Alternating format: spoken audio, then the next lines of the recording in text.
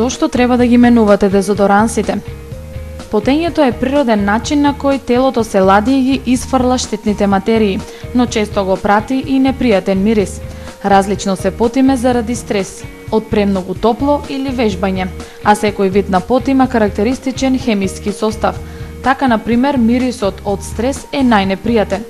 Дерматолозите препорачуваат да го менувате дезодорансот кој го користите на секои 6 месеци, бидејќи во спротивно телото ќе се навикне и ќе престане да реагира на него. Најдобро средство за спречување на непријатниот мирис под пазувите е дезодорансот во стик.